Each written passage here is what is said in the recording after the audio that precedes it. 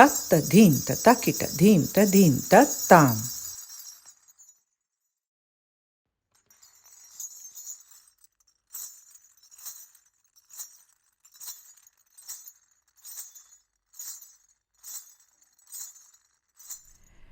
Kali is one of the most misunderstood of goddesses, perhaps across all cultures. And yet, even in these times, she holds such a powerful invitation to women all over the world. And I think this is truly a demonstration of that enduring power, the enduring relevance of consciousness of divinity as feminine and of goddess-centered practices and philosophies. So the Kali that we popularly know, she is this dark goddess who is portrayed as with fangs, so quite bloodthirsty. She wears a garland of heads, human heads. She has this skirt made of human arms. She is known to be dwelling in cremation grounds, in places of death, places that are outside of cities and settlements and villages, so places that we don't really want to go to.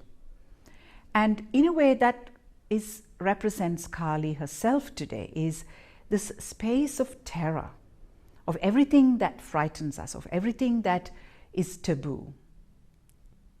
And yet, somehow, we are still drawn, millions of people in India and all over the world are still drawn to this practice of Kali. So there's something, despite all of this story about othering Kali, there's something that draws us towards her. And Kali's invitation to women is particularly personal and intimate and powerful, especially for many of us women living in these times. So let me just share a couple of stories just to help you get a sensation or a feeling of what I mean by this. When I work with women individually in my individual transformation programs, they usually choose an archetype or a deity, and we practice that together. So whenever women choose Kali, there are some experiences that usually come up. One of that is the dreams that women have. So when they're practicing, women usually share with me that they have this dream which is about this enormous black being or force. It's like they usually say it's so big, it's like a cosmos. It's beyond their comprehension. They just feel that this is this huge, dark presence. And they are usually, if they have children, they're sometimes holding the hands of their children, and they have this feeling that they are terrified and they are running away, but at the very same moment, they also have this incredibly strong conviction that if they just turned around and faced this force, that it would be the best thing they ever did in their lives. And sometimes, some women even hear the words, "Turn around and face me." So this call, this darkness behind us, that is Kali. And for women, it is this darkness, the unknown of the other. Many of us as women experience this othering all the time.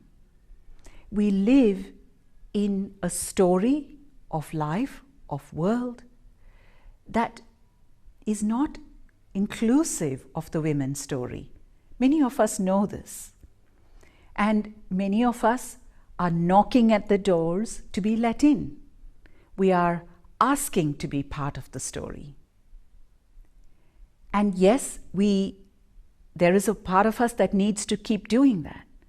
But Kali's invitation is this darkness that hasn't been storied, that hasn't been seen.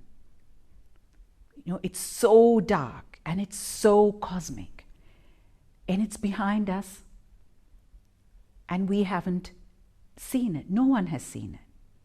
No one has had the eyes. No one has just leaned back. No one has turned around and fallen into that. Fallen into Kali's velvet embrace. And her invitation is, can we do that? Can we see her? Can we turn around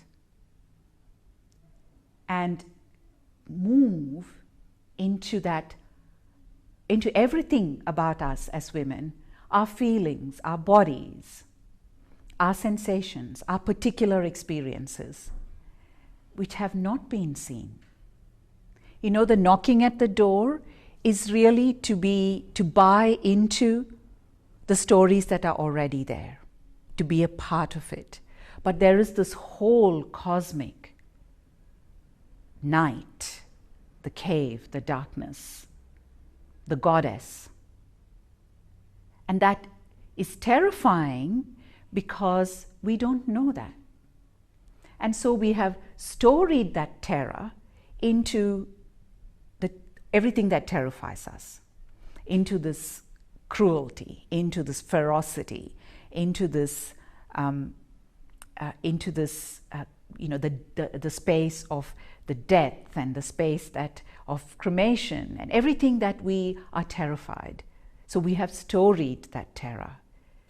But the death is really to the death of all these stories that we're not a part of and that we are knocking to be a part of. But if we can just fall into this looming darkness that invites us, and that somewhere in the core of our being, along with our fear of the unknown, we also know somehow, somewhere in us, we will feel that it might be the best thing that we do when we do turn around to face the Kali in us.